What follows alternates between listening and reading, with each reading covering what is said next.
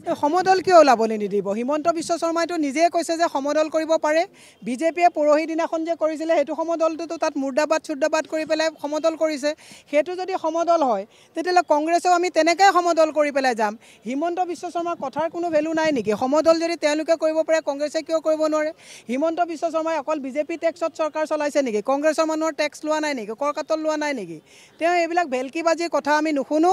আমি আমাৰ যিখন কংগ্ৰেছৰ ইতিহাস, কংগ্ৰেছৰ যিটো অৱদান অৰিহণা সংবিধান, আম্বেদকাৰ যি ডাঙৰীয়া আমাক বাক স্বাধীনতা, আমাৰ মৌলিক অধিকাৰ সংবিধানত যি সন্নিৱিষ্ট কৰিছে, তাক যি নস্যাৎ কৰিব বিচাৰিছে বলপূৰ্বকভাৱে, তাক কেতিয়াও কংগ্ৰেছে বৰ্তি থাকিব নিদিয়ে। আমি আজি এতিয়া গৌৰৱ গগৈ ডাঙৰীয়া আহি আছে, ইতিমধ্যে ভূপেন বৰা ডাঙৰীয়াৰ নেতৃত্বত গোটেই অসমতে আজি এই সন্মান যাত্ৰা হ'ব।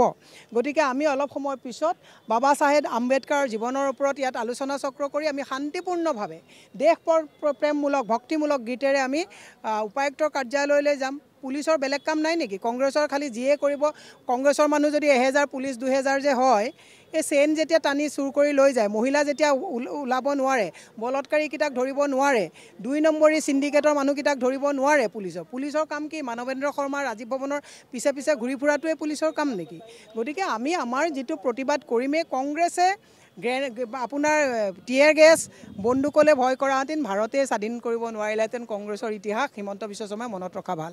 কংগ্ৰেছ দলৰ যি প্ৰতিবাদী কাৰ্যসূচী, সেই কাৰ্যসূচীয়ে টোপনি সৰিছে নেকি, বিশেষকৈ বিজেপিৰ লগতে মুখ্যমন্ত্ৰীগৰাকী? হিমন্ত বিশ্ব শৰ্মাই দেখিছে যে ধাৰৰ ওপৰত ধাৰ কৰি তেওঁ গোটেই অসমখন কুঙা কৰিব বিচাৰিছে। সেই কথাবিলাক যেতিয়া কংগ্ৰেছে কৈ দিয়ে তেতিয়া তেওঁ বেলেগ বেলেগ কথা কৈ পেলাই আমাক, তেওঁ যে কৈছে যে গুলি ফুটোৱাটো বিচাৰে নেকি? অতৃপ্ত আত্মাৰ গৰাকী হিমন্ত বিশ্ব শৰ্মা কি গুলি ফুটোৱা বুলি কয়? হিমন্ত বিশ্ব শৰ্মা পুলিচৰ গুলি হিমন্ত বিশ্ব শৰ্মাৰ গুলি নেকি? গতিকে আমি গুলি ফুটোৱা পৰ্যায়লৈকে নাযাওঁ, কিন্তু হিমন্ত বিশ্ব শৰ্মাৰ মনটো লকলকাই আছে যে গুলি এটা ফুটাওঁ নেকি? মৃদুলৰ প্ৰাণ ল'লে। কিন্তু কংগ্ৰেছে শুনক, গুলিলেও ভয় নকৰে, টিয়াৰ গেছলৈও ভয় নকৰে।